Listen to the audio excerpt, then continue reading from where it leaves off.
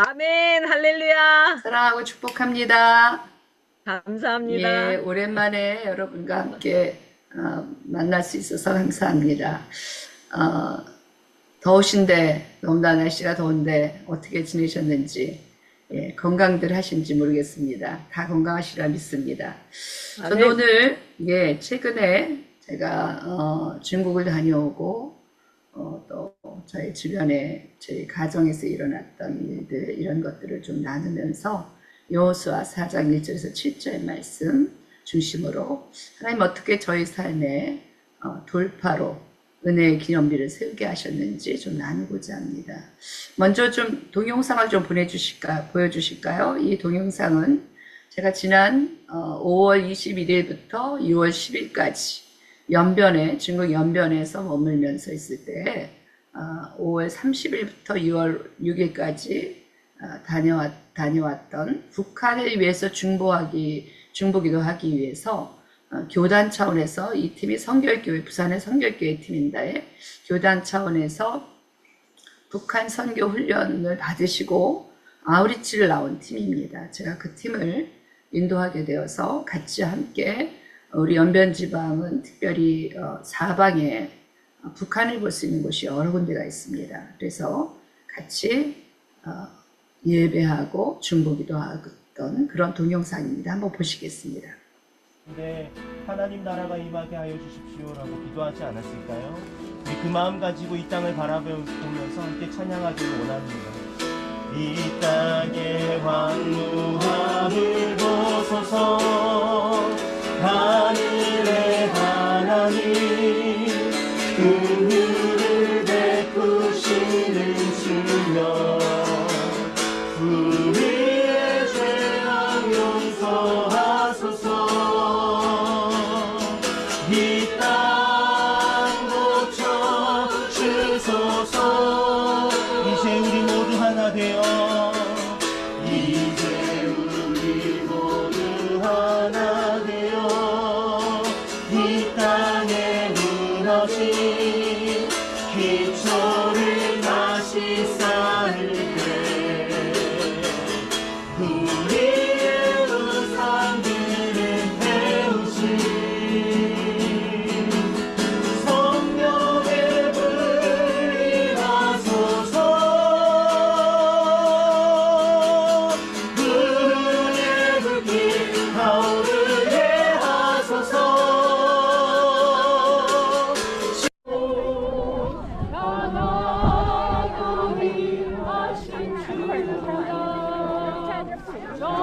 전생에는 하신 주시라 나 찬양 위하시와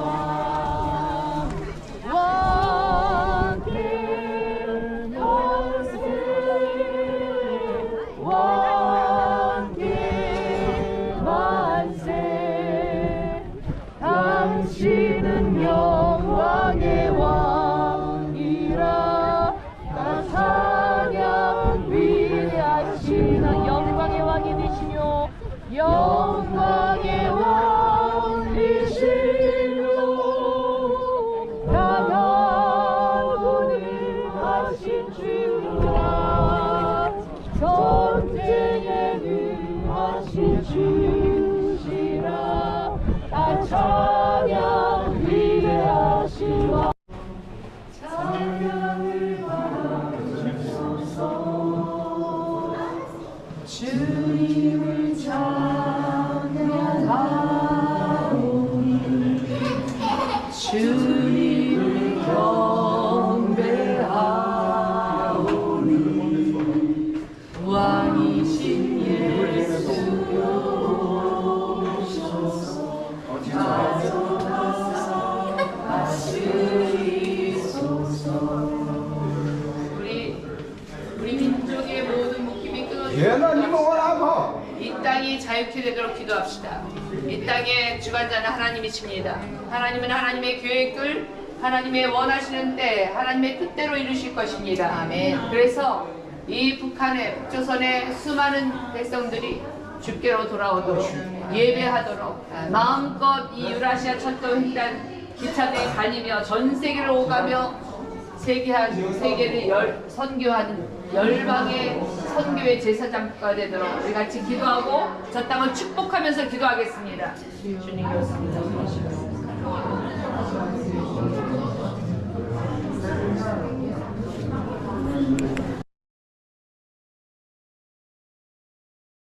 할렐루야. 잘 보셨습니까? 세 가지의 동영상을 보셨습니다. 첫 번째는 뭐 가보신 분들은 이미 연변에 백두산까지 다녀오신 분들은 다 다니셨던 곳이었을 줄 알고 있습니다. 용정이라는 곳, 우리 일송정이 있는 우리나라의 우리 가곡 선구자 노래비가 세워져 있는 곳입니다. 거기서 예배하는 모습이었습니다. 그곳에서 멀리 그 소나무 너머로 멀리 바라보는 끝에 뿌옇게 있는 그 산 쪽이 바로 북한 쪽입니다.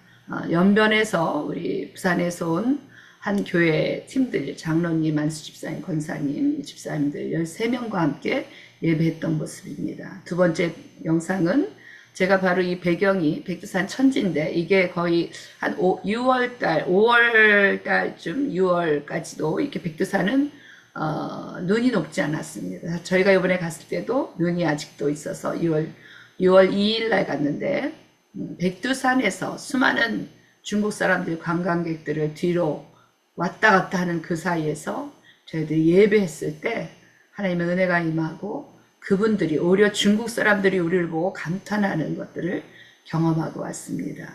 또 세 번째 영상은 방천이라는 곳인데 연변에 우리 훈춘이라는 데가 있습니다. 그 도시에서 좀 한 30분 정도 더 들어가면 방천이라는 곳은 러시아와 중국과 북한의 국경이 맞닿는 3개국의 국경이 맞닿는 곳입니다. 사실은 바로 이 지역 때문에 우리 한반도가 지정학적 위치 이런 말을 많이 쓰죠. 이 지역 때문에 특별히 그런 곳입니다. 그곳에서 한족들 뭐 다른 관광객들이 왔다 갔다 하는데 용호각이라는 10층의 그 탑에 올라가서 러시아 쪽 또 이 북한 쪽 또 저 앞으로는 일본 태평양 바다로 진출한 일본 해랑 연결된 동해와 일본해를 거치는 그것을 바라보면서 복음 통일이 이루어져서 우리나라가 우리 민족이 마음대로 왕래하며 온 열방의 선교의 제사장 국가가 되도록 기도하는 일을 하고 왔습니다. 이 영상을 보여드렸던 이유는 많은 분들이 중국에 들어가면 예배할 수 없다 이런 얘기들을 하십니다.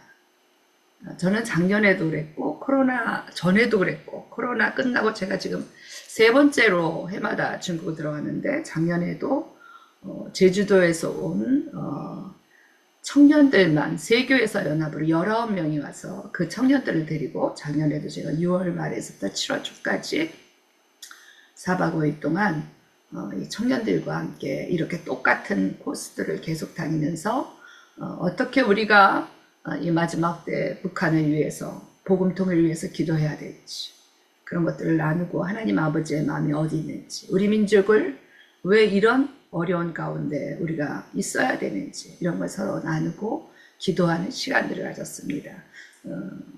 여기에는 지금 안 나왔지만 저희 기도의 집에서 예배하는 영상들도 있습니다. 저는 오늘 이 말씀을 준비하면서 돌파와 은혜의 기념비까지만 제가 있지만 뒤에 덧붙이자면 돌파와 은혜의 기념비를 세우자 이런 제목을 로 같이 말씀을 나누고자 합니다. 저희 삶의 많은 매 순간마다 그런 돌파와 은혜의 기념비를 세울 수 있도록 허락하신 하나님께 먼저 감사를 드립니다.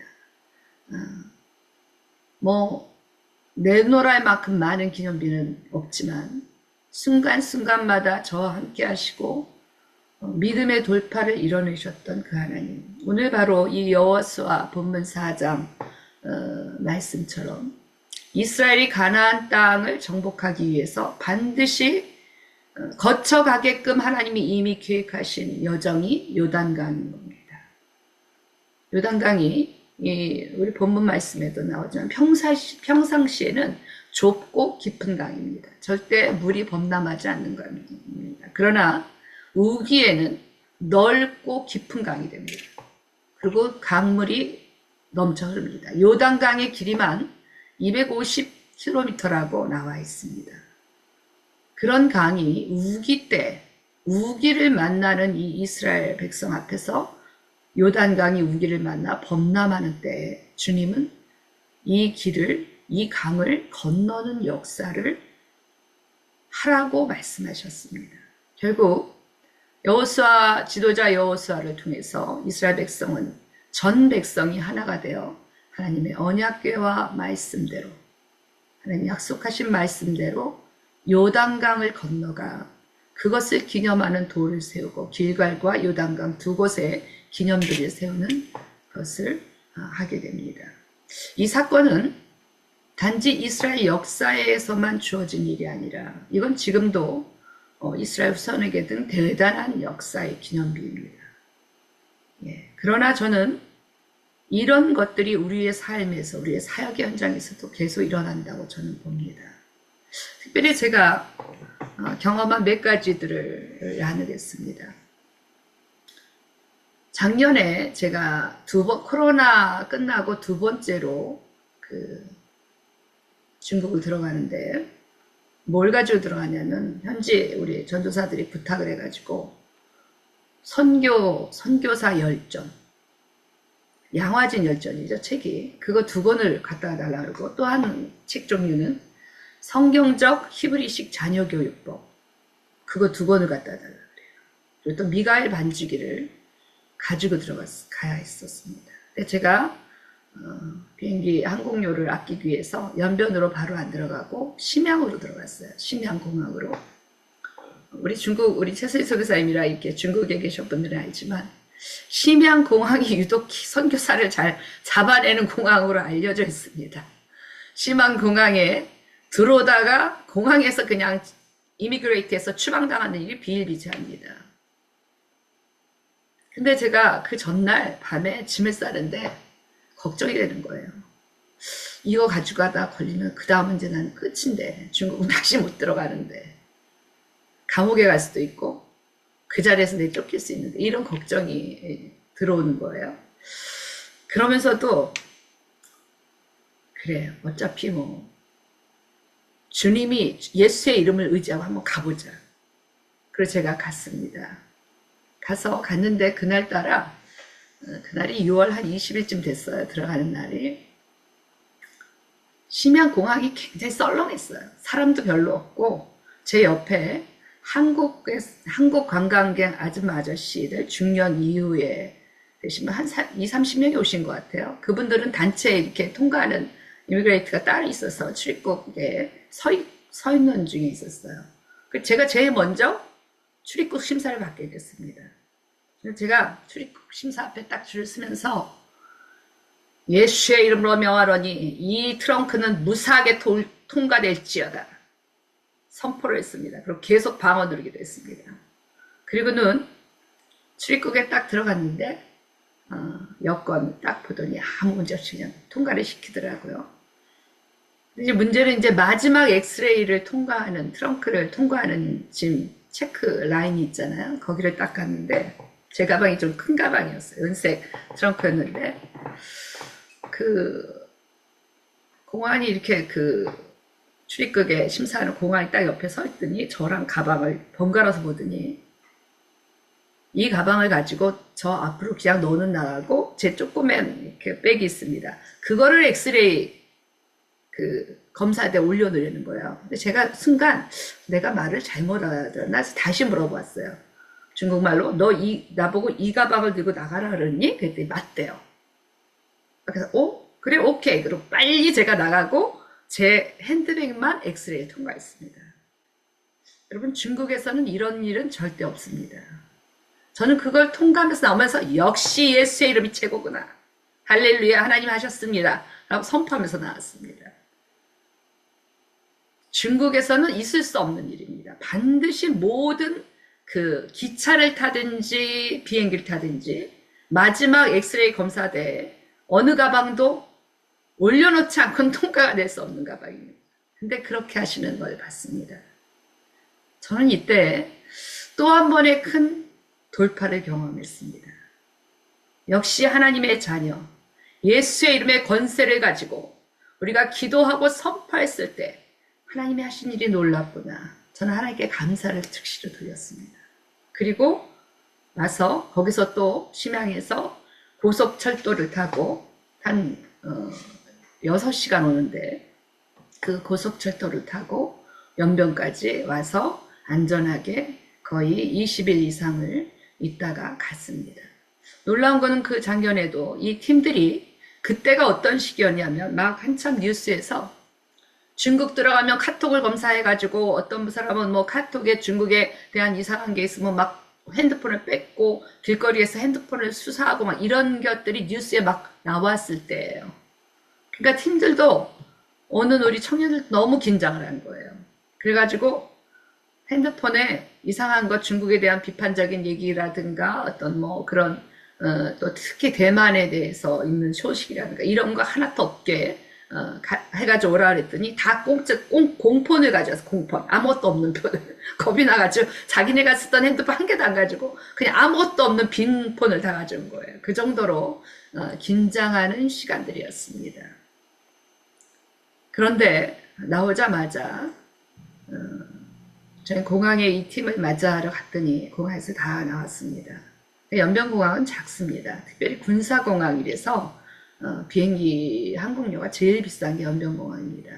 나왔는데 공항에 나와서 게이트 빠져나와서 그 연길공항이라고 크게 쓴 앞에서 여기서 우리가 뺑 둘러서서 기도를 하자 그랬어요. 그랬더니 우리 청년들이 눈이 휘둥그러져. 중국에서 이 사람들이 다 많은데 이렇게 공항에 사람들이 많은데 기도를 한다고 눈이 동그래졌어요. 괜찮으니까 손잡고 기도하자. 각자 작은 목소리로 여기서 오게 도착하게 하신 것 감사하고 예수의 보혈로 이 땅을 덮고 우리가 오늘부터 하나님 하시는 것을 경험하는 시간들 되게 달라고 우리 같이 통성으로 기도합시다. 그리고 통성으로 기도를 잠깐 시키고 마무리하고 왔습니다. 나중에 이 팀들과 저희가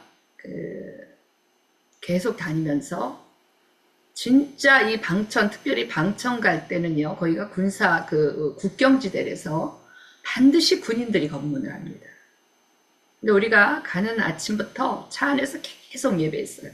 계속 예배하고 기도하고 예배하고 한 3시간을 가야 되는데 그렇게 갔는데 세상에 제가 여지껏 거기를 수십 번 다녔는데 군인이 안 서 있는 건 처음 봤어요.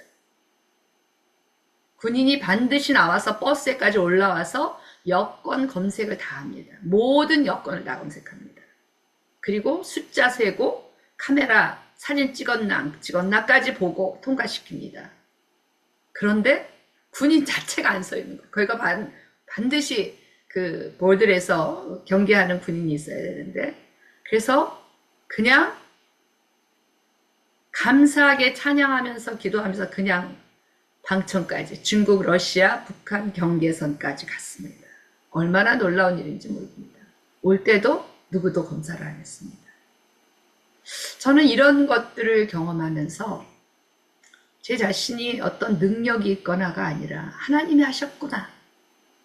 하나님이 참 놀라우신 분이다. 이 땅에서 예배와 기도가 필요하니까. 이 땅에 돌파가 필요하니까. 지금 특별히 중국이 얼마나 교회들을 핍박한지 아십니까?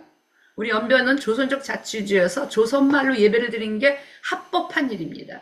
근데 교회들한테 최근에 작년부터 교회들한테 조선말로 설교를 하지 말라고 그렇게 내렸고요. 또 2년 전에는요. 모든 초등학교, 중고등학교에 조선족 학교에 조선어로 수업하는 게 당연한 거예요. 메인 언어가 조선어인데 그걸 못하도록 다 금지시켜서 한어로만 수업하도록 중국말로만 수업하도록 만들었습니다. 그렇게 억압 정책을 쓰는 것을 보고 왔습니다. 이런 와중에서도 하나님께서 우리가 그 땅에서 가는 곳마다 예배하니까 오늘 아까 보신 동영상처럼 백두산에 가서 그 팀은 작년에 온 팀은요. 백두산 가는 날 가기 전날부터 얼마나 비가 오는지 뭐 이루 말할 수 없이 비가 쏟아지고 우리가 백두산 밑에서 하루를 잤는데 가는 아침에 천지로 올라가야 되는데 그 올라갈 때까지 비가 쏟아졌어요. 근데 여러분 아십니까? 그 백두산은요, 아무나 보는 게 천지를 아무나 볼 수 없습니다. 10팀이 오면 한 두세 팀 볼까 말까 한 게 백두산이에요. 그 누구죠? 우리 그 후진타워 전에 그 주석이 있었죠? 그 사람이 장정민이 백두산 천지를 보러 연변에 와서 백두산에서 3일을 잤는데 한 번도 못 봤다는 거예요. 그 정도로 백두산 날씨는 변덕이 심하다는 겁니다. 근데 그날도 비가 너무나 와서 이거 볼 수 있을까? 그랬는데 저희가 맨 앞에 처음에 줄 섰는데 2명이 입장료와 여권 번호가 틀려서 맨 꽁지로 가게 된 거예요. 원래는 그렇게 맨 앞에 가면 9시도 전에 가서 올라서 보는 건데 맨 꽁지로 뒤에 서서 다른 팀 다 올라가고 우리는 맨 꽁지로 들어간 거예요. 한 번에 한 몇백 명 올라갑니다. 한 5, 600명 올라가는데 그래서 이게 좀 오후에 가서 또 날씨가 막 변덕을 부려서 구름이 끼고 이러면 어떡하지 이랬는데 우리 앞에까지 갔던 팀은 하나도 못 봤습니다. 비 때문에 안개와 비 때문에 한 명도 못 보고 한 개도 못 보고 다 하산해 버렸어요. 근데 저희가 올라갔는데 여전히 안개가 자욱하게 끼는 거예요. 그러니까 안 보이는 거예요. 근데 거기서 제가 그냥 여소리에 찬양합시다. 왕이신 우리 하나님, 예수 우리의 왕위를 찬양하기 시작했습니다. 찬양 한 곡, 두 곡을 하니까 안개가 싹 거치면서 백두산 천지가 보이기 시작해요. 다 환호성을 지르고 다 놀랐어요. 그래서 더 잘 보이는 꼭대기, 제일 꼭대기까지 올라갔습니다. 그곳에도 역시 구름이 끼고 안개가 꼈는데 예배하기 시작했습니다. 30분을 예배하는데 예배하자마자 날씨가 개더니 다 보이기 시작하는 거예요. 할렐루야. 그때 그 팀을 인솔해서 오셨던 그 제주 한 충신교회 부목사님 계셨습니다. 그분이 뭐라 하시냐면 자기가 연변을 3번 왔는데 백두산 천지를 한 번도 못 봤대. 요번만 봤대요. 저랑 같이 간 때만 봤고 놀라운 거는 그분 마지막 그 간증이 자기는 3번씩이나 왔지만 선교사님처럼 가는 곳마다 예배하고 기도하는 분을 보질 못했다는 거. 그것도 사람들 다 있는 앞에서, 중국 사람들 다 있는 앞에서. 여러분, 예배와 기도는 돌파를 이뤄냅니다. 아멘. 하나님께서 우리가 두려움과 염려와 걱정에 묶여 있으면 돌파는 일어나지 않습니다. 그러나 하나님이 하시는 일들을 그대로 신뢰하고 하나님이 어떻게 하시는지 의심하지 않고 하나님이 그 일들을 행하시는 것을 찬양하며 감사하며 하나님을 신뢰하고 나갈 때 하나님은 돌파를 이뤄내십니다. 아멘. 그래서 제가 이런 얘기를 나누면 중국을 아시는 분들은 안 믿어요. 어떻게 중국에서 예배를 할 수 있냐고. 중국에서 예배할 수 없다라고 다 알고 있습니다. 요번에 우리 그 여름에 제가 갔을 때 이 팀이 오기 전에 저는 미리 한 열흘 전에 가서 저희 연변에 기도의 집 시내 한복판에 있는 기도의 집에서 저희 공동체 간사들과 우리 형제자매들과 열흘 동안 예배를 매일같이 했습니다. 매일같이 하루에 3시간, 3시간 반씩 예배하고 말씀 전하고 같이 기도하고 우리 연변에 기도의 집이 있는 이유는 바로 북한 복음통 이래는 그날까지 우리 민족이 하나가 되는 그날까지 그것을 위해서 우리 기도의 집이 있어야 되는 이유입니다. 그래서 우리는 계속 같이 예배했습니다. 여러분 주님 오실 날이 다가와요. 가까이 와고 정말 이제는 어떤 분들은 코앞에 왔다. 어떤 분은 뭐라고 얘기하시냐면 외국분인데 12시에 주님이 오신다면 지금 1초 전이다. 이렇게 얘기하시는 분이 있습니다. 여러분은 여러분의 인생에서 여러분의 사역지에서 선교사로서 하나님의 자녀로 어떤 소원을 가지고 계십니까? 다시 오실 주님의 맞이하기 전까지 여러분 개인적으로 어떤 소원을 가지고 계십니까?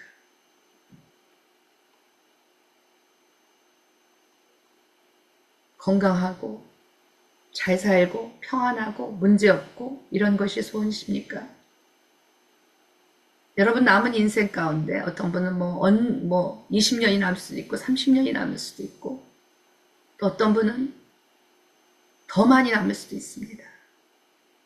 우리의 인생은 하나님의 손에 있고 우리의 생사가 하나님의 손에 있기 때문에 나이가 많다고 해서 빨리 가는 게 아니고 젊다고 해서 더 늦게 주님 앞에 가는 게 아니라고 생각합니다.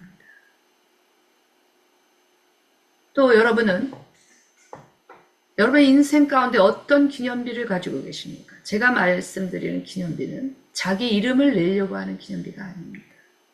자기의 업적을 드러내려고 하는 기념비가 아니라 하나님이 여러분의 삶 가운데서 행하신 일들 중에 어떤 일들을 돌파해 내셔서 예수의 이름으로 예수 그리스도의 말씀의 능력으로 보혈의 능력으로 의지했을 때 하나님 자녀에게 주신 권세를 사용한 영적 기념 돌파비가 어떤 것이 있나 묻고 싶습니다. 저는 저 자신이 마지막 소원이 있다면 저는 저희 가정이나 저 개인이나 또 선교사로서의 사역지에서도 저는 이제 제가 얼마나 많지는 저도 몰라요. 제 삶이. 그러나 이번에 저희가 이제 또 새로운 땅 카자흐스탄으로 하나님이 나라를 바꾸라 하셔서 러시아에서 7년을 접고 작년에 우리가 안식년을 나오면서 이사를 해놓고 카자흐의 모든 짐을 옮겨놓고 저희가 안식년으로 한국에 들어와서 이제 안식년이 끝났습니다. 9월 25일이면 저희가 카자흐스탄으로 들어갑니다. 저는 이번에 이 카자흐 땅에 들어가면서 제 마음에 계속적으로 그런 소원을 주십니다. 정말 복음의 능력이 나타나는 사역지. 나의 섬김으로 그 땅에서 정말 복음의 능력, 마가복음 16장 15절에서부터 20절까지 나오는 복음의 능력. 누가복음에 나오는 그 복음의 능력이 그대로 나타나기를 소원하며 그것을 경험하는 삶을 살고 싶다.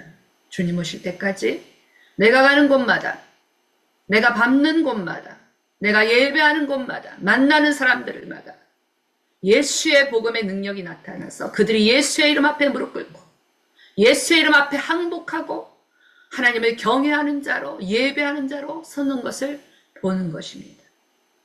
저의 마지막에 인생의 소원은 제 자녀들이 넷이나 되지만 자녀가 잘 되게 해주세요. 무슨 손주들이 잘 크게 그것도 있을 수 있죠. 그거보다 가장 중요한 것은 정말 예수의 이름으로 선포하고 권세를 가지고 하나님의 자녀의 권세를 사용하고 현장에 나가서 사역할 때 열방이 죽게 들어오고 내가 간 나라가 변화가 생기고 민족들이 주님 앞에 돌아오는 그것을 보기를 원합니다. 아마 여러분도 그런 소원이 있을 줄 믿습니다. 그래서 정말 오직 우리 네팔 땅에 가 계신 우리 전승교사님 또 다른 어려운 땅에 가 계시는 수많은 분들이 있습니다. 그 소원이 아니라면 우리가 환경의 어려움, 날씨의 어려움, 여러 가지 문화의 어려움을 겪을 이유가 없겠죠. 저는 이것을 주님 오실 때까지 바라보는 것이 저의 소원입니다. 많은 사람들이 중국이 어렵다. 어렵죠. 교회를 핍박하고. 이번에도 가보니까 중국 교회를 어떻게 하냐면 삼자교회는 무조건 국가가 돈을 줍니다. 목사들 월급을 국가가 줍니다. 그래서 모든 재정이 국가 손에 다 들어가게 되어 있습니다. 이제는 그 재정 회계를 교회 집사나 관리자들이 보는 게 아니라 국가가 봐요. 국가에서 이제 돈을 타는 걸로 되어 있습니다. 기가 막히죠. 그러다 보니까 삼자교회를 어떻게 법을 바꿨냐면 옛날에는 저희가 있을 때만 해도 코로나 전까지만 해도 외국 사람이 삼자 현지 교회를 방문하는 것은 합법이었습니다. 그러나 현지인이 한국인, 외국인 교회를 방문한 것은 불법입니다. 그게 분명했습니다. 이번에 갔더니 법이 어떻게 바뀌었냐면 외국 사람이 삼자교회를 가는 것 자체가 불법이고 한국이나 다른 데서 온 한국 사람이 우리 한인교회를 방문하는 것 자체도 불법으로 됐습니다. 한인교회는 단지 그 지역에 사는 한인들만 간다는 거예요. 놀랍죠? 그래서 현지교회를 갈 수가 없었어요. 한인교회도 못 가요. 그냥 저희 기도의 집에서 우리끼리 예배를 드렸습니다. 이런 게 중국입니다. 이런 나라일지라도 저는 제가 믿고 구하는 것은 이 나라 예수 이름 앞에 고꾸라질 그날이 올 것을 예수 이름으로 선포하는 것입니다. 아멘. 이 정권이 예수 이름 앞에 무너지는 것을 보기를 원하는 것입니다. 아멘. 벌써 그 일을 시작하고 계십니다. 하나님. 징조가 보이고 있어요.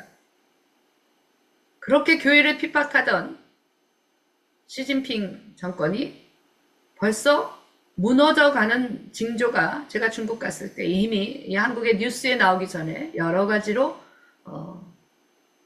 소문과 떠도는 그 말들과 인터넷에 올라와 있는 것들을 보고 왔습니다. 하나님은 하나님을 대적하는 자를 그냥 놔두지 않으십니다. 믿습니까?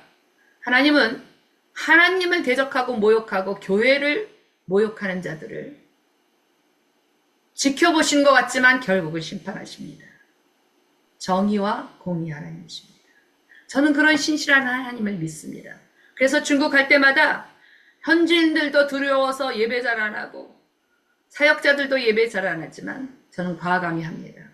길거리에서든 어딘지 과거에 우리가 있을 때도 우리 천안문 광장에서 우리 현지인들 훈련시켜서 아침에 그 넓은 천안문 광장에서 우리가 썸하고 찬양 틀어놓고 워십하고 그런 일들을 기차 한 차 전체에서 예배하니까 그 기차 전체에서 부흥이 일어난 것들을 보고 서로 예수 믿겠다고 나한테도 예수를 전해달라고 이런 것들을 경험한 적이 있었습니다. 하나님의 음성을 듣고 하나님께 순종할 때 돌파는 일어납니다. 또 하나는 저희 러시아에서 저희가 7년 중국에서 20년 있다 러시아를 갔잖아요. 2년 전에 있었던 일입니다. 아시는 분들도 아시지만 2년 전 최근까지 지금도 그렇죠. 저희 3개월에 한 번씩 선교사 비자로 다녔기 때문에 3개월마다 들어오고 나가고를 했었어야 합니다. 그때 배를 타고 다녔어요. 동해에서 블라디보스토크까지 이 북한을 넘지 못하기 때문에 북한 바다로 못 가기 때문에 일본 해를 거쳐서 24시간 배를 타고 블라디보스토크에서 내려서 거기서 또 14시간 반 기차를 타고 그 다음날 아침에야 하바롭스크에 도착하는 것들을 3년 내내 했습니다. 근데 2년 전에 여름 7월이었을 거예요. 7월 11일인 것 같은데 밤 24시간 배를 타고 사실 배에서 잠자는 게 이렇게 기차 타는 거다 똑같이 그렇게 편안하게 잘 수가 없습니다. 저는 좀 귀가 또 예민해가지고 그 또 배에 막 출렁이고 이제 움직이고 이런 것 때문에 배에 잠자는 게 쉽지가 않습니다. 아무튼 내렸는데 밤 11시, 10시 반 비행기를 기차를 탔습니다. 기차를 탔는데 너무 또 기차도 여름이라서 그 전쟁통에도 러시아 사람들은요, 저 모스크바 이쪽에 있는 사람들이 휴가를 바캉스를 간다고 다 이 바다를 보겠다고 블라디보스토크로 잔뜩 온 거예요. 그러니까 기차가 너무너무 만원이고요. 표도 간신히 끊어가지고 저희 남편하고 저하고 기차 칸이 헤어졌어요. 저는 이쪽 저기 여자들만 4명 타는 칸에 있고 우리 남편 그 옆에 방 남자들만 칸에 가고 헤어진 거예요. 밤 11시가 넘었길래 여자들이 러시아 아줌마들이 잔뜩 타는데 얼마나 떠들고 수다를 떠는지 시끄러워서 좀 잠잠해지면 올라가야 되겠다 그러고 있는데 12시가 다 돼서 그것도 1층이 아니라 2층이었어요. 침대 칸이. 근데 여러분 중국 기차나 러시아 기차나 기차 침대는 다 쇠로 돼 있습니다. 난간도 쇠고 다 쇠입니다. 이 차가 또 새 차였어요. 새 차여가지고 그 손잡이가 옛날에 구형 기차는 이렇게 올라가는 문 옆에 있어서 잡기가 쉬웠는데 저 안쪽에 벽 쪽 끝에 붙어 있는 거예요. 손잡이가. 근데 러시아 사람들이 신체가 크잖아요. 기차 이 침대도 중국보다 한 10cm 이상 넓습니다. 폭이. 그리고 중국은 3층 칸인데 3층으로 돼 있습니다. 1층, 2층, 3층. 러시아는 이 앉은 키들이 크니까 2층으로 돼 있어요. 그러니까 1층에서 2층 올라가면 이 올라가는 폭이 굉장히 거리가 있는 거예요. 간신히 2층을 올라가서 벽에 이걸 잡고 다리를 하나 왼쪽 다리를 침대 2층에다 올려놓고 있는데 뒤에서 승무원이 오더니 파스포르트를 달라는 거야. 파스포르트 달라고. 그래서 제가 올라가서 죽게 하다가 그 대답하다가 제가 이쪽 손을 놓쳐버린 거예요. 몸도 피곤한 데다가 힘이 들어왔고 이 손을 놓쳐버렸어요. 그랬더니 2층에서 제 이 오른쪽 갈비뼈를 그대로 다 부딪히면서 떨어지는데 한쪽 다리, 왼쪽 다리는 내려놓고 얹힌 채로 떨어지니까 뒤에 영문 아줌마가 나를 확 잡아서 붙잡아 앉아버린 거예요. 그러니까 이 왼 다리가 내려오지도 않았는데 그냥 앉아는 주저앉는 바람에 제 다리가 딱 소리가 나면서 꺾여버리고 주저앉았습니다. 얼마나 다리가 아픈지요. 순간 이 옆구리를 그 쇠에다 난간에도 다 부딪혔기 때문에 갈비를 이게 숨이 안 올라오고 이 다리는요 이렇게 다리가 이렇게 나누어진 거 무릎뼈가 이렇게 나누어진 것 같은 느낌인 거예요. 분리가 느낌 덜렁덜렁 분리가 된 느낌인 거예요. 너무너무 아파서 소리를 지르는데 우리 남편은 못 듣고 저쪽에서 문을 닫고 있었기 때문에 못 내려오다가 제가 너무나 소리를 지르니까 아파서 그때서 이제 그쪽 사람들이 나오다가 듣고는 우리 남편이 놀래서 이제 막 왔는데 막 영문도 너무 놀란 거예요. 제가 제 패스포르트 보니까 패스포트에 제가 나이가 러시아에서는 60이 넘으면 노인이거든요. 러시아에서는. 그걸 보다 이제 놀란 거예요. 외국인인데 노인이 기차에서 떨어지니까 예, 이분들이 너무너무 긴장을 해가지고 놀래고 나보고 당장 병원에 가자고 막 그런 거예요. 근데 거기가 시골이었습니다. 우스리스크. 시골을 지나가는데 거기 병원은 내려봐야 별 볼 일 없을 것 같고 제가 아니라고 나는 그냥 하바롭스크 가서 내린다 했더니 아니래. 근데 제가 2층을 못 올라가서 저를 2명이 부축해서 남자들 2명이 부축해갖고 간신히 다른 칸에 장애자들이 타는 1층 칸 침대에 저를 눕혔습니다. 숨도 안 올라요. 너무 아파가지고. 그러다가 그렇게 가고 있는데 밤 1시가 다 넘었는데 제 칸에 문이 열리더니 막 건장한 남자들이 올라온 거예요. 그래서 저를 현대식 들것 그거에서에다 저를 실어가지고 기차에서 내려서 역에 있는 의무실로 저를 데려갔습니다. 그리고 거기서 어느 정도 서류랑 도큐멘터리랑 이런 걸 좀 조사를 한 다음에 저를 응급차 119 응급차 우리나라 말은 119죠. 러시아는 119는 아니었어요. 근데 그 차를 불러가지고 저를 밤에 새벽 2시에 야간 정형외과로 이송을 했습니다. 저는 그때 다리가 딱 다쳐서 주저앉았는데 내려왔는데 얼마나 아픈데 방어들 막 기도하면서 근데 마음에 딱 드는 생각이 이 사탄이 내가 하바롭스크 가면 우리 부부가 매일같이 저 북한 대사관 앞에 가서 예배하고 광장에서 한겨울에 영하 40도 막 이럴 때도 안전무장하고 40분씩 걸어가서 예배하는 걸 못하게 하려고 하는구나. 이 마음이 확 드는 거예요. 아파 죽겠는데 그 순간 방어들 기도하면서 뭐라냐. 사탄아 나는 그래도 이 다리가 저러도 나는 절뚝발이가 돼서라도 목발을 짚고라도 난 가서 예배하고 중보기도 할 거다. 이렇게 선포를 했어요. 그랬는데 그리고 이제 병원에 실려간 거죠. 의사가 막 이쪽 옆구리 무릎 엑스레이 몇 장을 찍은 걸 가지고 나와서 이만한 새벽 2시 반에 이만한 돋보기를 막 자세히 보는 거예요. 근데 제가 병원에 옛날에 백병원에 좀 있었기 때문에 특히 정형외과에 있어서 제가 엑스레이 좀 볼 줄 압니다. 제가 봐도 엑스레이가 너무너무 깨끗한 거예요. 갈비뼈고 무릎뼈고 어디도 금 하나 없는 거예요. 흔적도 없는 거예요. 다친 흔적이. 저는 뭔가 부서졌을 줄 알았습니다. 그러면서 의사가 한 10분을 엑스레이를 다 관찰하더니 Nie problem 그러는 거예요. 이게 무슨 말이냐면 No problem. 문제가 없다는 거예요. 그러면서 진통제하고 소염제를 줄 테니 그걸 사가지고 먹으라는 거예요. 오랫동안 한 달 이상 먹어야 된다고 그러더라고요. 그래서 저희 남편은 또 짐이 많았는데 그 짐을 또 다시 그 병원에 입원할 때도 없어요. 그 병원은 입원하는 병원이 아니라는 거예요. 밤에 새벽 2시, 3시가 다 됐는데.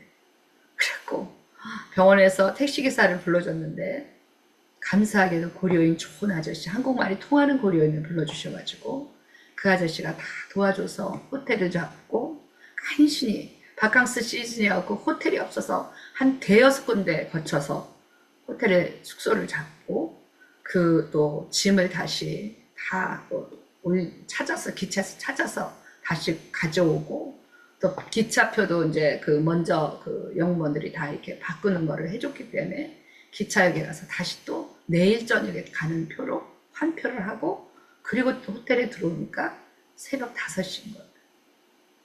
그때서야 저는 약을 먹고 잠을 잤습니다. 근데 계속 기도했죠.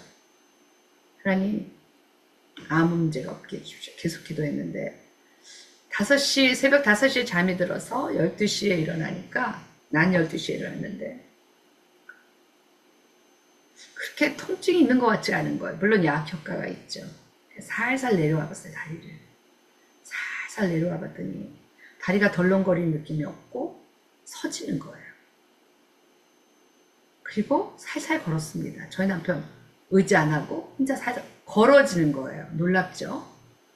그래서 제가 그날 정상으로 걸어서 천천히 걷고 뛰지는 못했지만 정상으로 걷고 저녁 6시인가 기차를 타고 하바롭스크까지 왔습니다. 그리고 그 다음부터 저희 남편과 같이 또 매일같이 시내 광장에 가서 북한 대사관 앞에 가서 2시간씩 찬양하고 예배하고 선포하고 걸어서 또 오고 그런 일을 했습니다.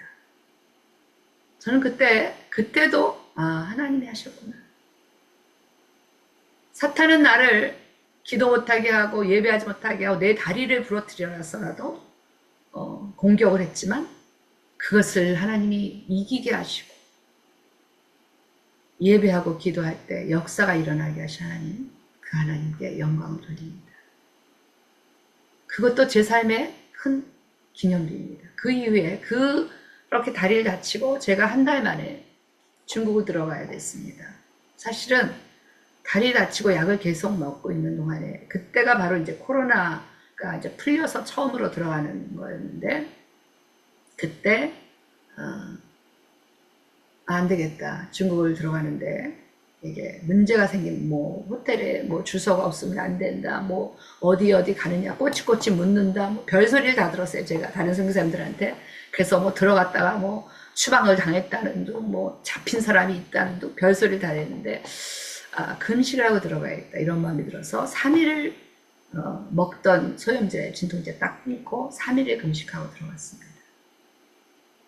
갔는데 저 이제 하바롭스크이기 때문에 하얼빈하고 가깝습니다. 하얼빈을 통해서 가면 더 가깝습니다. 그래서 하얼빈까지 비행기 타고 가고 비행기 타고 이제 그 다음에 또 고속철도 타고 연변까지 한 4시간 갑니다.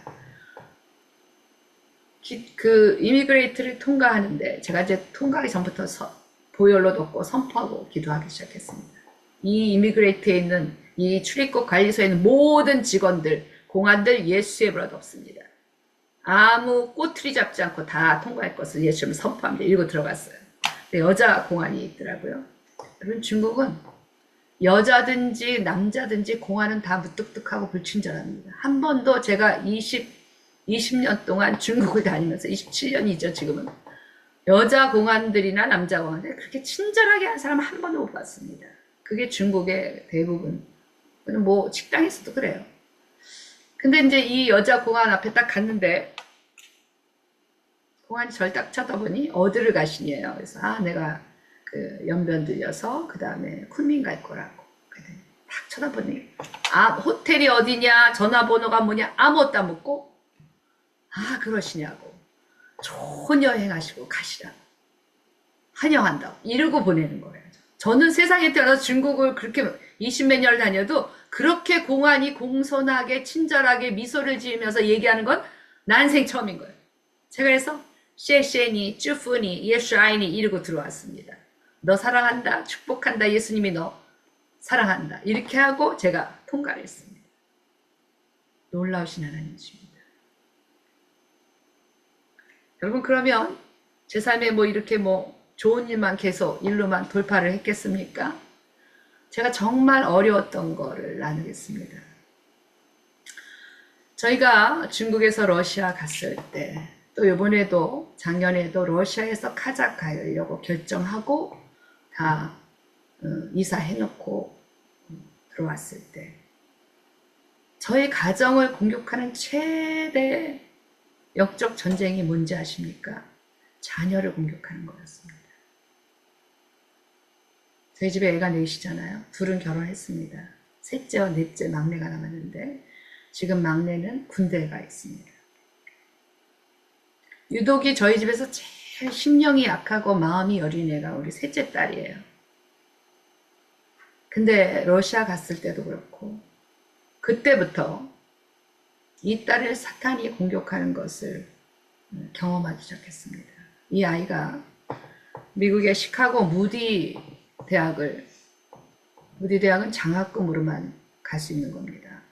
그리고 기숙사비만 내면 그거는 한국 등록금보다도 적은 액수죠. 장학생으로 뽑혀서 들어갔는데 1년은 공부를 잘해가지고 평균이 A+였어요. 거기에 선교사 자녀들도 많이 오고 목회자 자녀들 꽤 나옵니다. 그리고 얘가 노래를 잘해서 성악가를 들어갔습니다. 근데 1년 이후에 2학년 2학기부터 얘가 우울증에 잡히기 시작하는 거예요. 같은 룸메이트 중에 여자 미국 선배 자매가 학생이 같이 있었는데 얘가 너무나 예민하게 굴고 이 백인이다 보니까 또 한국에 우습게 알아서 얘를 막 스트레스 주고 이때부터 이제 얘가 마음이 어려워지고 그 무대 안에서 신학교임에도 불구하고 미국 애들의 난잡한 어떤 남녀 관계 이런 여러 가지 문화 충격을 받으면서 그러면서 코로나를 겪기 시작했습니다. 코로나가 오니까 미국에서 학교에서 제일 심각한 20년도에 오갈 데도 없는 애들, 우린 러시아에 있는데 한 번에 다 내쫓은 거예요. 기숙사에서 다 나가라고. 얼마나 어렵겠습니까?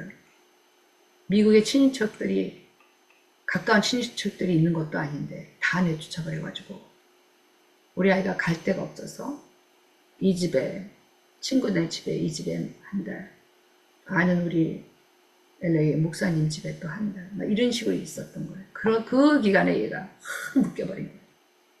누구한테 자기 고충을 말도 못하고 코로나 기간에 두려움과 여러 가지 문제 때문에 결국 20년도 10월에 우리 딸이 병원에 입원했다는 소식을 저희가 러시아에서 들었습니다. 여러분, 코로나 그때가 가장 극심했을 때였습니다. 어느 정도로 극심했냐? 미국이 유럽의 모든 비행기 노선을 다 블록했습니다. 클로즈했어요. 갈 수 있는 방법이 없었어요. 그런데 그래서 우리가 어떻게 얘를 병원을 가야 되나, 얘를 어떻게 가서 병원에서 데려나와야 되나, 이거를 보는데 유럽 전체 모든 나라 비행기를 클로즈했는데 우리 러시아 것만 클로즈를 안 한 거예요. 기가 막히죠. 러시아도 유럽으로 들어옵니다. 근데 러시아 비행기를 클로즈를 안 한 거예요. 근데 러시아에는 미국 비행기가 가는 게 없어요.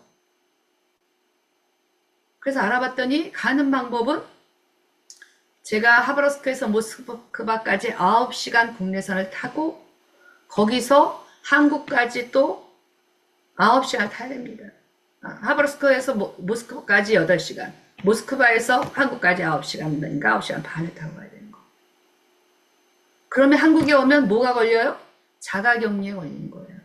그러면 2주를 보내야 됐어요, 그때. 기가 막히죠. 아니 2주를 보내고 가야 된단 말이야. 그게 말이 안 되는 거예요. 저는 빨리 시카고로 가야 되는데 이게 안 되는 거예요. 그래서 어떻게 하나 기도하고 있는데 아는 분들이 한국에서 자가격리하고 다이렉트로 미국 가는 방법이 있다는 거예요. 그게 뭐냐 했더니 24시간 안에 비행기 그 트랜스포 지역에서 빠져나오지 않고 트랜스포에서 바로 가면 된다는 거예요. 그래서 그걸 알려줘서 그 비행 노선을 알아봤더니 시카고로 다이렉트로 가는 비행기도 없고 모스크바에서 한국에 왔다가 거기서 한 6시간인가 저거 공항에서 기다렸다가 공항에서 시애틀 가는 비행기 그거 타고 시애틀 가서 또 시애틀에서 4시간인가 5시간 제가 기다렸다가 시카고 갔습니다. 근데 하바rovsk에서 모스크바 갈 때도 그냥 바로 간 게 아니라 어디야 노보스피스크인가 거쳐서 이렇게 갔어요. 그러다 보니까 그리고 모스크바에서도 6시간인가 뭐 기다렸어요. 아무튼 다 해서 미국 시카고까지 가는데 걸린 시간이 56시간이 걸렸어요. 전 세상의 비행기를 미국 간다고 그렇게 4번씩이나 타고 가보기도 처음이에요. 56시간을 가서 시카고에 도착했습니다. 감사하게도 무디 대학이 신학대학이고 선교사들을 양성하는 거에 집중하는 대학에서 이 아이가 이런 상태를 알고 제가 뭡니까 학교에서 교수님들이 게스트 VIP들만 머무는 게스트하우스를 한 달 동안 무료로 쓰라고 하준이가 나올 때까지 머무시다가 가시라고 비를 안 내도 된다. 그게 원래 하루에 40분씩이거든요. 하나도 안 내고 거기서 머물 수 있었습니다. 그런데 코로나여서 갔다고 바로 아이를 만날 수가 없었어요. 코로나 기간에 병원 왔다 갔다 하게 하나요? 못하잖아요. 미국도 똑같았습니다. 그래서 저는 한 달 동안 그 숙소에 있으면서 그 학교와 그 도시에서 계속 새벽마다 일어나서 예배하고 저녁에 예배하고 그 무디 학교 운동장을 다 돌면서 예배하고 보니까 정말 우울증에 잡혀있는 애들이 너무나 많은 거예요. 이미 개강이 돼서 다시 아이들이 컴백했는데도 군데군데 지쳐있고 외로워있고 그런 애들이 너무나 많이 보이는 거예요. 계속 예배하고 거기 한인 유학생 애들 같이 모여서 예배하고 그런 일을 했습니다. 결국 이제 의사하고 상담하면서 저희 아이를 한 달 만에 데려 나오기로 결정하고 한 달이 안 됐죠. 그 아이를 빼서 제가 데리고 나왔습니다. 한국에 나와서 자가격리하는 장소를 어느 교회가 또 제공해 주셔서 거기서 자가격리하는 동안에 이 아이가 나왔는데 얼굴이 이만한 거예요. 원래 얼굴이 저처럼 이렇게 좀 얄쌍하거든요. 약과 그 음식이 안 맞아서 얼굴이만 몸이 이렇게 뚱뚱하고 뭐 얼굴 모습이 내 딸이 아닌 거예요. 그리고 아이가 묶여 있어서 약한 영한테 그 정신병원에 들어갔으니 그게 오죽했겠어요. 그것도 국립정신병원에 맨 처음에 사설 캐토릭에서 하는 병원에 들어갔다가 거기서 이 아이가 유학생이고 재정이 안 되는 걸 알고 국립으로 보냈어요. 돈이 안 되는. 그래서 거기에 있으니까 오죽했겠어요. 나오자마자 참 신기한 건 제가 우리 딸을 데리고 미국에서 나올 때 우리 남편은 러시아에서 우리 막내를 데리고 같은 날 입국을 했습니다. 같이 들어왔습니다. 숙소에. 방이 몇 개가 있어서 같이 들어왔는데 코로나 검사를 하잖아요. 했는데 우리 남편하고 우리 아들은 한 번도 떨어진 적이 없어요. 러시아에서. 코로나 기간에. 근데 우리 아들만 코로나 양성이라는 거예요. 기가 막히죠. 칠국에서 들어오는데 우리 아들만 코로나 검사를 했는데 우리 아들은 양성이라는 거예요. 그래서 우리 아들을 독립으로 딴 데 가서 자가격리 시킨다는 거예요. 그래가지고 무슨 방호복 입고 이런 분들이 막 잔뜩 소방대원들 구급차 갖고 우리 아들을 데리고 저 여주에 국군 장교 수양관으로 데려가더라고요. 여주에 있는 아주 좋은데 호텔 같은 데로. 그리고 우리 세 식구만 남은 거예요. 그리고 와서 그 소독을 뿌리고 요란을 떨고 그러면서 이제 자가격리를 하는데 우리 아들 때문에 또 저희가 자가격리가 2주인데 한 주를 더 연장시킨 거예요. 저희 가족은. 모르기 때문에 위험이 있기 때문에 한 주를 더 연장 3주를 한 거예요. 자가격리가. 근데 그때 제가 무슨 마음을 하나님 주시면 자가격리를 2주 우리는 걸리지도 않았는데 우리 아들 때문에 말도 안 되게 코로나 증상도 없는 애를 코로나 걸렸다고 데려가 놓고 우리 보고 한 주 더 연장해라. 이게 뭔가 하나님 뜻이 있구나. 그때 크리스마스가 가까울 때였어요. 그때 제 아내 저희 남편이랑 여보 우리가 이때 기현이가 없는 동안에 우리가 하진이랑 금식합시다. 그래서 3일 작정하고 금식을 했습니다. 하진이가 자기도 하겠대요. 같이 금식을 하는데 확실히 걔 데리고 나와서 제가 미국에서 병원에 퇴원해서 한 보름 만에 나왔는데 제가 하는 음식 먹여주고 매일같이 맛있는 밥, 국, 한국식으로 해주니까 애가 얼굴 점점점 빠지고 예배 같이 하고 새벽에 묵상 같이 하니까 점점 몸이 달라지는 거예요. 그리고 한국에 나왔는데도 어느 정도 머리가 아프다는 거예요. 그래서 안 되겠다 금식하자로 금식을 하는데 이틀째 밤에 얘가 두려움이 있어서 혼자 잠을 못 자는 거예요. 같이 자자 해서 같이 자는데 잠이 막 들었는데 12시 반쯤 되면 엄마 막 깨워요 저를. 엄마 머리가 너무 뽀개질 것 같이 아파서 못 자겠다. 근데 저는 막 몸이 녹초가 돼가지고 너무너무 피곤한 거예요. 근데도 그래 그럼 일어나봐 앉아보자 기도하자. 걔를 붙잡고 기도를 하기 시작하는데 너도 방언으로 기도해. 너 예수의 보혈로 덮고 너 기도해야 돼. 그리고 이제 딱 기도를 하는데 제가 딱 걔 등에 손을 얹고 방언으로 기록하는데 그 시간이 12시 반이었는데 그때부터 새벽 3시까지 얘가 계속 침을 뱉고 가래침 뱉고 콧물 내고 재채기하고 다 귀신이 빠져나가는 겁니다. 세상에 휴지통에 이만한 비닐봉지에 휴지가 잔뜩 2시간 반을 저는 기침하고 가래침 뱉는 애 처음 봤습니다. 그러더니 3시가 가까이 되니까 이제 더 이상 안 나온대. 근데 뭐래 엄마 근데 머리에서 뭔가 휙 빠져나갔어. 머리가 시원해졌어. 그래서 제가 눈을 딱 봤어요. 눈이 원래 우리 딸이 눈이 예쁘거든요. 예쁜 모습으로 돌아온 거예요. 원래 모습으로. 얼굴도 갑자기 어제 그 자기 전까지면 좀 통통했는데 싹 빠진 거예요. 놀랍지 않습니까? 제가 그걸 보고 야 하나님이 이런 걸 경험하게 하시려고 얘를 이렇게 이런 어려운 것들을 우울증을 겪게 하셨나. 여러분 부모가 사역지에 있는데 자녀가 우울증이면 어떻겠습니까? 저는 그래서 우리 선교사 특별히 MK 기도 제목에 공황장애나 우울증 뭐 이런 거 올라온 거 보면 저는 반드시 기도합니다. 너무 가슴이 아파요. 죽을 것 같이 힘들고요. 제가 미국 우리 딸 데리러 가기 전에 3일 금식하면서 하나님의 응답하신 것을 봤습니다. 내가 이 딸을 일으킬 거다. 너 나한테 다 맡겨라. 그런 음성을 듣고 제가 다 맡기고 미국 가는 동안에는 비행기 안에서 계속 예배했어요.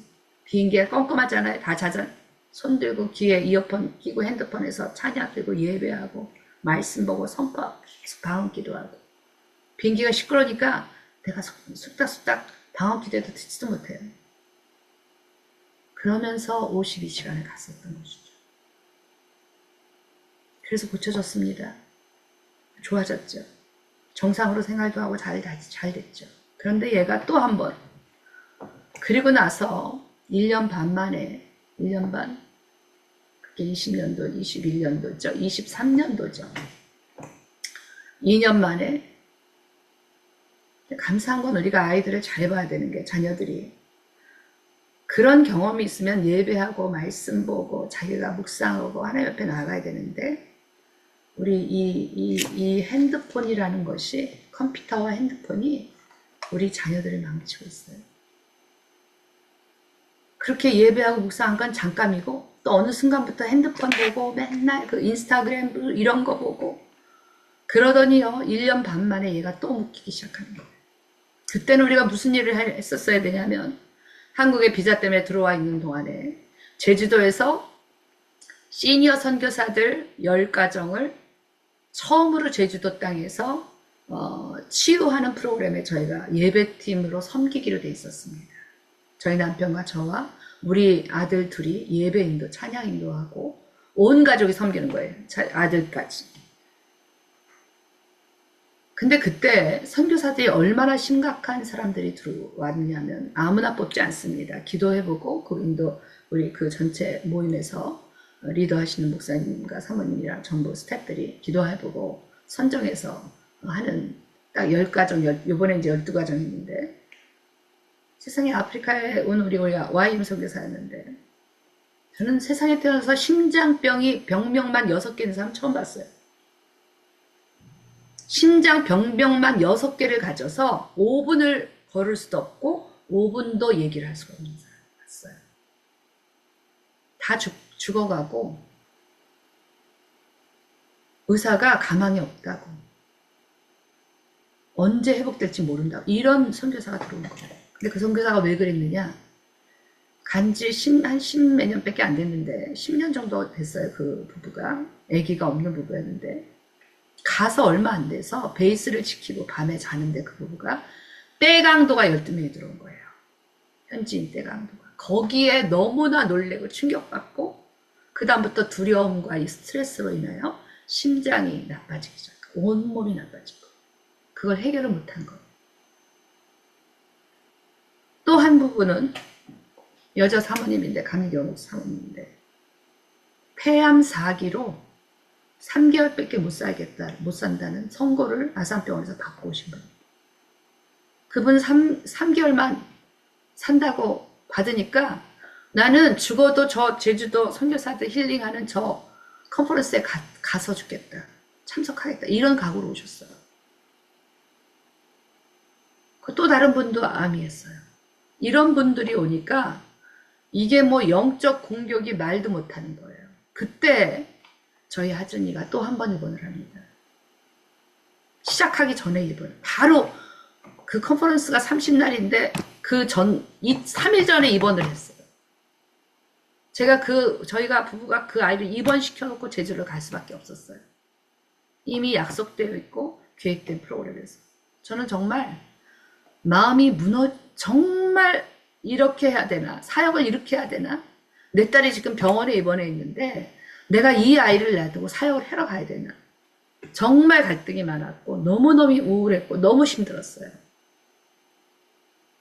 근데다 저는요 또 그 시기에 온몸에 피부 알러지가 생겨가지고 막 가려움증이 팔다리에 다 생기는 거예요. 저는 우리 딸을 입원시키고 나서 제가 그 제주 내려가기 시작해서부터 이 팔다리에 막 온 가려움증이 생기고요. 이 눈 한쪽이 이쪽 눈이 빨갛게 돼가지고 막 가려운 거여서 왜 그러나 병원에 가봤더니 이게 그 바이러스균이어서 이 안에 전부 막 도도도 좁쌀 같은 그 세균이 다 번져가지고 가려움증이 생기는 그런 일이 있다는 거예요. 그래서 약을 받아오고 너무너무 제 몸, 우리 딸 너무 힘든 거예요.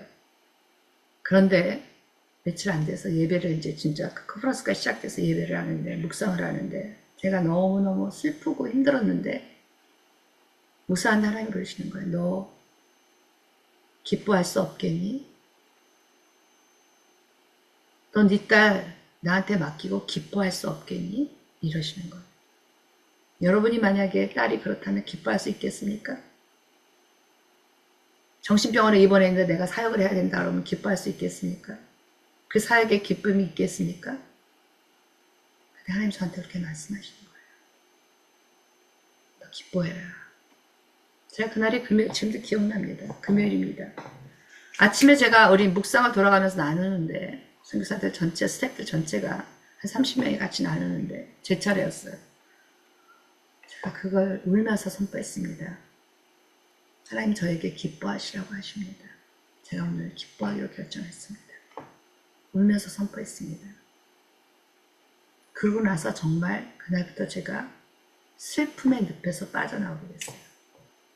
예수의 이름으로 선포하노니 나의 슬픔을 이 하진이 때문에 내가 하나님이 주신 기쁨을 빼앗게 하는 더러운 것들 다 끊어질지어다 선포했습니다. 그런데 놀라운 거는 그 선포를 하기 시작해서부터 제 피부병이 점점 이 눈부터 낫기 시작한 거예요. 저만 난 게 아니라요. 딱 이게 완전히 난 게 3주 걸렸는데 3주가 되니까요. 우리 그 심장병이 6가지 있던 5분도 말을 못했던 선교사님이 다 회복되고요. 말을 너무 잘하고 1시간씩 산책을 다니고요. 그 폐암 4기 된 3개월째 못 산다는 그 선교사님 사모님은 지금도 평창에서 살아계십니다. 몇 달 전에 아들을 결혼도 시켰습니다. 할렐루야. 우리의 사역 속에 때때로 우리는 사탄이 우리를 공격하고 우리를 돌파를 이루지 못하도록 누르고 짓눌림 가운데 걱정과 근심에 묶이게 하지만 이것을 저는 하나님의 자녀의 권세가 있기 때문에 예수의 이름으로 권세를 사용하며 예수의 이름의 능력을 믿으며 하나님 들려주시는 말씀대로 순종하면 돌파가 일어나는 경험을 하게 되는 것입니다. 아멘. 놀라운 건 우리 그 선교사들 모임이 일기 제주도 선교사 컨퍼런스에서 그분들이 다 회복되었다는 거. 근데 그분들의 피드백이 뭔지 아십니까? 예배할 때 회복이 일어났다는 거예요. 강의보다 오전에 예배하면서 강의 듣거든요. 예배하고 나서. 예배할 때 회개가 임하니까 전부 풀어질 겁니다. 요번에도 저희가 작년에 카자흐로 이삿짐을 옮겨놓고 왔는데 저희 셋째 딸이 또 이상해. 더 심해진 거예요. 저는 소망이 없었어요. 얘가 3번째 또 이래. 소망이 없었어요. 그것도 얘가 그 전에 호주에 가서 DTS도 받고요. 예배 학교도 배우고 오고요. 그런데 또 눌린 거예요. 저는 이해가 안 됐어요. 도대체 얘는 진짜 정신병인가? 완전히 이번에는요. 어느 정도로 심각한지 이로 말할 수가 없었습니다. 막 엉뚱한 소리 하고요.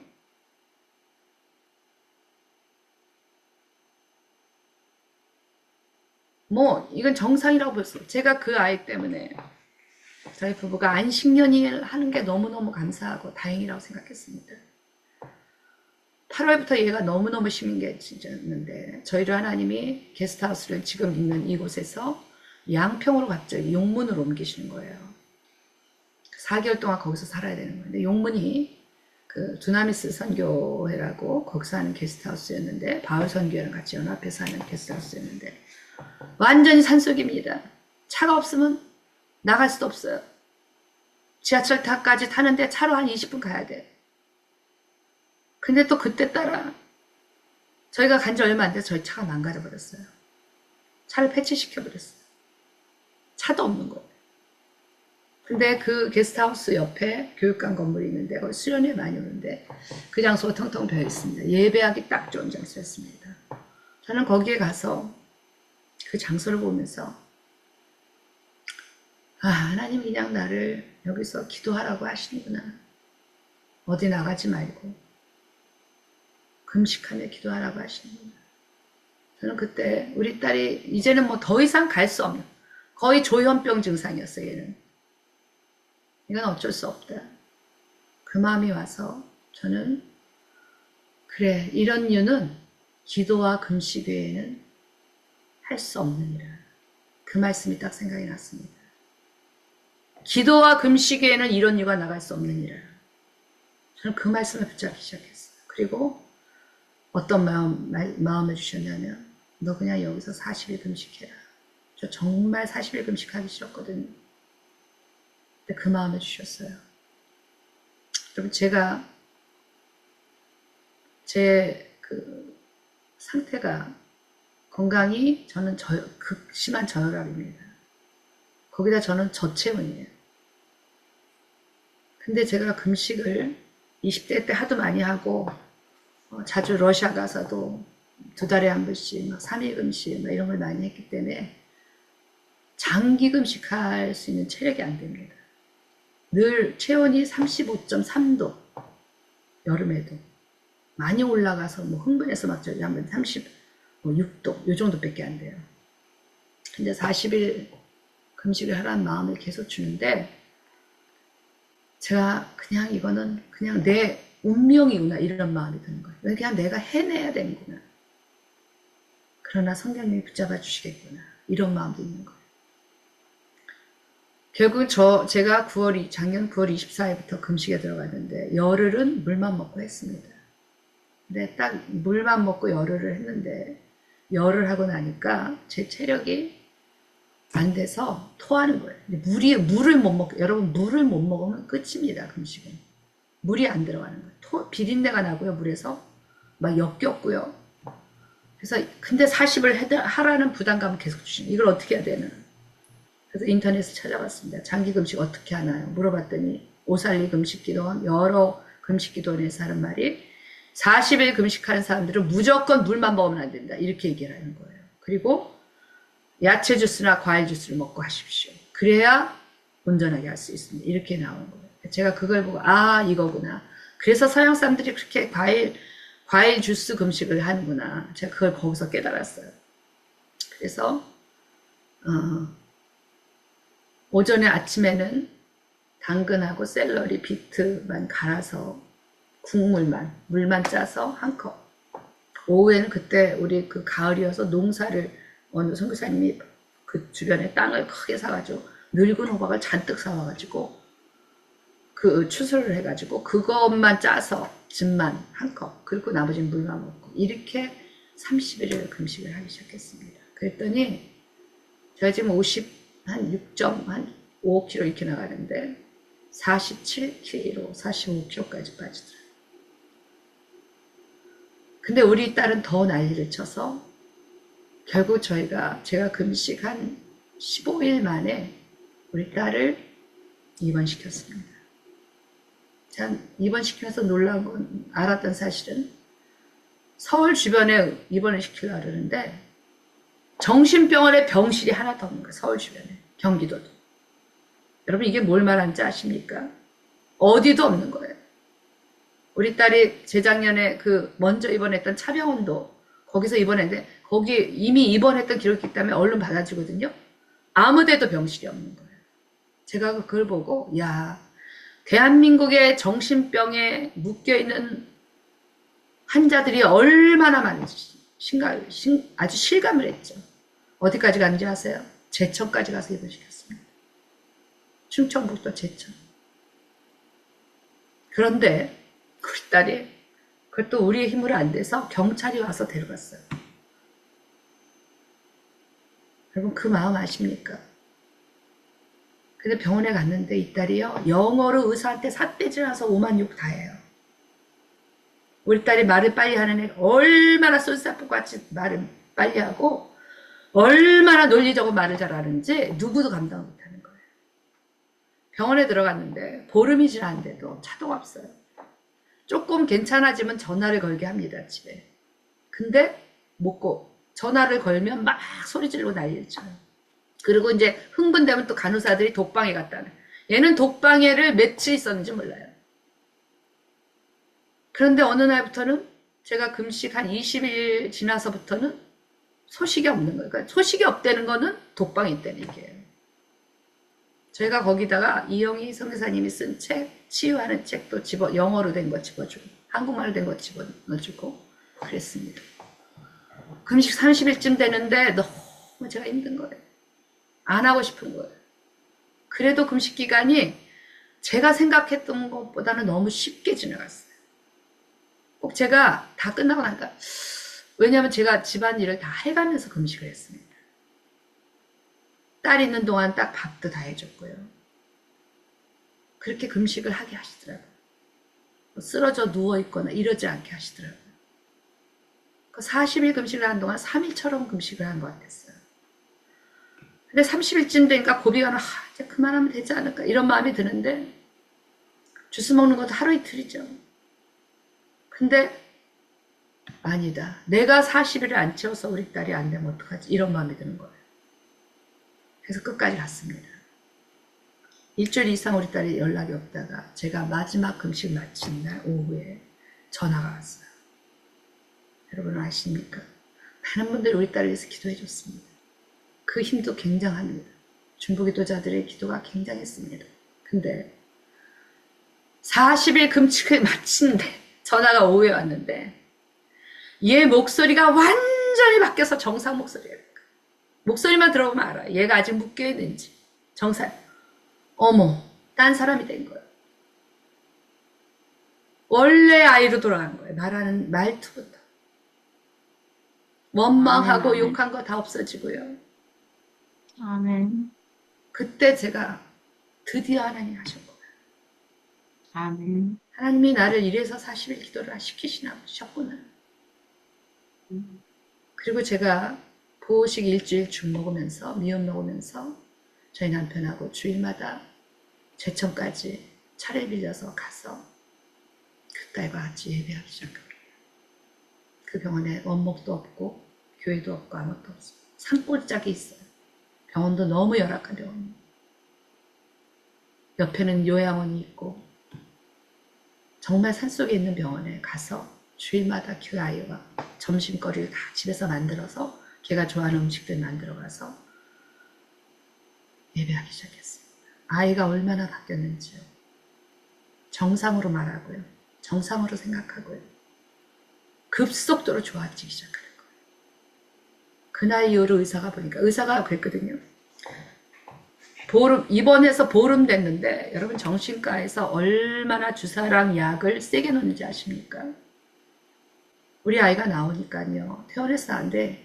침샘이 절제가 안 되는 거예요. 침을 줄줄 흘려요. 특히 얘는 막 포악하게 구르니까 얘를 주사약을 엄청 많이 넣은 거예요. 그런데 보름이 지났는데도 얘가 컨다운이 안 돼. 진정이 안 되는 거예요. 그러니까 의사가 저한테 뭐라 하냐면 전화가 왔는데 나는 여지껏 정신과 의사로 그분이 한 40대 중반 후반쯤 된 사람, 50대 초반 되는 것 같아요. 오래 있었지만 얘 같은 환자 처음 봤대. 왜요? 그랬더니 주사를 그렇게 놓고 약을 먹이는데 얘처럼 캄다운이 안 되고 진정 못하는 처운이래요. 제가 그때 성령이 딱 제 안에 어떤 마음을 주셔. 그래, 그러니까 이건 정신병이 아니라 병이 아니라 악한 사탄이 묶고 있는 거야. 그 마음을 확 주시더라고요. 그래서 더 기도하는 것을 결정했어요. 제가 기도할 때 딴 거 안 했습니다. 저는 여기 그 영적 돌파 찬양 1시간짜리가 있어요. 그 찬양만 계속 들어놓고 선포했어요. 예수의 이름으로 명하는 것은 심하지는 하나님의 전능하신 하나님이 창조한 존귀한 딸이다. 이 딸은 하나님의 존귀한 딸이다. 이 딸은 하나님의 열방의 예배자다. 더러운 악한 사탄아, 이 딸을 묶고 있는 거 다 큰 거 떠나갈지어다. 이 선포만 했습니다. 원래대로 돌아와 하나님 앞에 예배하고 열방을 섬기는 딸이 될지어다. 계속 선포만 했습니다. 아침 저녁으로 예배할 때마다 생각날 때마다 우리 딸 심하진의 정체성을 선포하면서 예수의 명하니 하나님이 원래 창조하신 오리지널 디자인대로 돌아올지어다 이렇게 선포한 겁니다. 하나님께서 결국 이 딸을 통해서 의사도 보고 놀란 거예요. 얘가 너무너무 확확 바뀌는 거예요. 그리고는 크리스마스 때는 얘를 외박을 시켰습니다. 성탄 축하 전날 밤에 예배를 같이 얘랑 데리고 나와서 저희 집에서 자고 만나에 가서 같이 예배 드리고 들어가게 하고 그 다음에 일주일도 안 돼서 또 외박을 시키셔서 송구영신 예배를 드리고 3박 4일 저희 집에 있다가 들어가자마자 의사가 바로 사인해서 얘는 이제 더 이상 퇴원해도 됩니다. 퇴원을 시켰습니다. 퇴원시키고 나니까 애가 너무 침이 막 흘리고 막 이래서 제가 약을 줄이기 시작했고 또 감사하게 나오자마자 그 다음 주간에 저희가 아는 단체 다음 세대들 청소년들만 수련회를 하는 그 단체가 있었어요. 강원도 횡성에서 작은 모임인데 거기서 있다고 저희 그 아는 간사님이 우리 하진이 좀 왔으면 좋겠다라는 마음이 든다고 보내시면 어떻겠냐 해서 내가 우리 딸에게 물어보겠다고 했더니 가겠대요. 거기에서 일주일 내내 아침부터 예배 하루에 막 3, 4시간, 5시간씩 예배하고 성경 통독하고 말씀 듣고 기도하고 일주일 내내 다 하면서 약을 완전히 끊겼어요. 그리고 온 얼굴이 원래보다 더 이쁘게 돌아왔어요. 거기 간사들이 다 놀라는 거예요. 하나님이 얘 묶인 걸 완전히 다 푸셨다고. 약 안 묶고도 완전히 정상으로 돌아왔다. 아멘. 여러분 이 딸이 지금 어떻게 지내고 있는지 아십니까? 주일날은 우리 MK들만 한 60%가 150명이 모이는 다음 세대 교회, 신촌에 있는 교회인데 MK들만 60%가 참석합니다. 거기에서 매일 주일날마다 예배 강하게 하고 수요 예배, 금요 기도회, 또 지난주에는 4일부터 7일까지 선교 한국이 있었죠. 사랑의 교회에서. 거기 저녁에 동시 통역으로 섬겼습니다. 오전에는 방배동에서 샐러드바, 카페, 그 레스토랑 가서 알바하고, 오후에는 강남의 영어 학원에서 리드라는 영어 학원에서 아이들 가르치고 이렇게 지내고 있습니다. 할렐루야. 저는 제 삶에서 저는 그랬어요. 이 아이가 아플 때 하나님 저는요 예수의 이름으로 선포하고 기도하는데 얘 안 고치시면 전 가정 안 들어갑니다. 저는 더 이상 선교 안 합니다. 제가 이 아이도 못 고치면서 예수의 이름에 능력이 있고 권세가 있고 제가 하나님의 자녀인데 선교사인데 이 아이도 하나님 온전케 안 되면서 전 선교할 수 없습니다. 여기에 돌파가 일어나게 하시든지 알아서 하시라고. 그러면서 제가 선포하면서 기도했습니다. 우리는 이 아이로 인해서 우리 가정이 얼마나 많은 어려움인지 몰라요. 여러분, 한 식구가 그런 병에 걸렸을 때 다른 자녀들한테 끼치는 영향, 우리 부부가 받는 상처 말도 못합니다. 하나님 결국 그렇게 해내신 것을 경험했습니다. 가정과 개인과 사역과 저는 이제 다른 것이 소망이 아니라 제가 또 들어가야 되는 우리 부부가 또 새롭게 들어가는 가작당에서도 예수의 이름으로 선포하고 기도할 때 이런 돌파가 이루어지는 은혜의 기념비를 세우기를 원합니다. 아멘. 우리 여러분들도 사역에서 아멘. 이미 많은 것들을 이루어내셨겠지만 그런 기념비를 세우시기를 바랍니다. 우리는 아마 아멘. 주님이 오실 때까지 끊임없이 사탄은 우리를 공격할 수 있습니다. 그러나 그때마다 우리는 주저앉는 것이 아니라 우리는 하나님 앞에 강하고 담대하게 예수의 이름의 능력을 가지고 그 이름으로 선포하며 주님 앞에 나가는 은혜가 임해야 될 것입니다. 오늘 이 여호수아 말씀에 7절 말씀 우리 다 같이 볼까요? 7절과 24절 말씀 다 같이 보겠습니다. 같이 한번 읽겠습니다. 띄워주실 수 있나요? 말씀을. 심 선생님, 말씀을 좀 띄워줄 수 있나요? 그냥 제가 읽겠습니다. 그들에게 이르기를 요단물이 여호와의 언약궤 앞에서 끊어졌나니 곧 언약궤가 요단을 건널 때에 요단물이 끊어졌으므로 이 돌들이 이스라엘 자손에게 영영한 기념이 되리라 하니라. 아멘.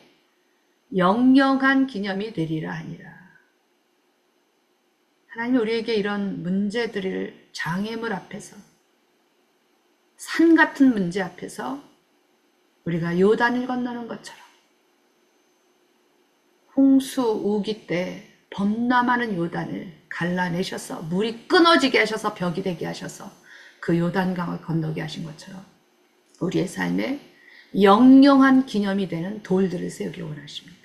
아멘. 돌파의 기념비를 세우시기 원하십니다. 그 이유는 무엇입니까? 24절에 나왔습니다. 이는 땅의 모든 백성으로 여호와의 손이 능하심을 알게 하며 너희로 너희 하나님 여호와를 영원토록 경외하게 하려 하심이니라. 아멘. 아멘. 24절 말씀. 이렇게 우리에게 돌파를 이뤄내게 하시는 것은 우리로 하여금 하나님의 여호와의 손이 능하심을 알게 하며 너희로 너희 하나님 여호와를 영원토록 경외하게 하려 하심이라. 아멘. 저의 삶에도 하나님께서 이렇게 하시기 위해서 저는 돌파의 기념비, 은혜의 기념비를 주셨다고 저는 생각합니다. 남에게 자랑하라고 하는 게 아니라 하나님이 어떻게 신실한 분이신지, 우리 삶의 모든 산 같은 문제를 하나님이 어떻게 이뤄내시는지, 어떻게 돌파하기를 원하시고 요단강의 문이 갈라져 끊어져 벽이 돼서 걸어가게 하시는 것처럼 홍해가 그랬듯이 우리의 삶에 돌파를 이뤄내기를 원하시는, 그래서 하나님의 그 기념비를 하나님을 경외케 하는 기념비를 세우기를 원하시는 게 하나님의 뜻이라고 봅니다. 저뿐만 아니라 특별히 이곳에 자녀들 때문에 힘드신 분들이 있습니다. 자녀를 통해서 돌파의 기념비가 세워지기를 원합니다. 그렇게 되기를 주님 앞에 기도합니다. 예, 이상으로 마치면서 우리 같이 통성으로 기도하겠습니다. 제가 먼저 기도하고 마칠까요? 하나님 감사합니다. 부족한 딸이 저는 할 수 없는데 주님이 하신 것들을 나누었는데 주님만 영광 받으시고 예수의 이름만 높임을 받으시옵소서. 우리 앞에 닥쳐있는 사역지의 숱한 문제들, 가정의 문제, 자녀의 문제, 모든 문제들을 다 알고 계시고 그 해답까지도 주기를 원하고 계시는 그 하나님 앞에 믿음으로 말씀에 순종하여 나아갈 때 하나님이 일하실 것을 또 돌파를 이뤄내실 그 하나님을 기대합니다. 계속해서 우리에게 돌파의 기념비, 은혜의 기념비를 세우라고 말씀하신 그 말씀에 순종하게 하실 주님을 찬양합니다. 주님, 이 시간도 주님 홀로 영광 받아 주시옵소서. 감사드리며 예수님의 이름으로 기도하였습니다. 아멘.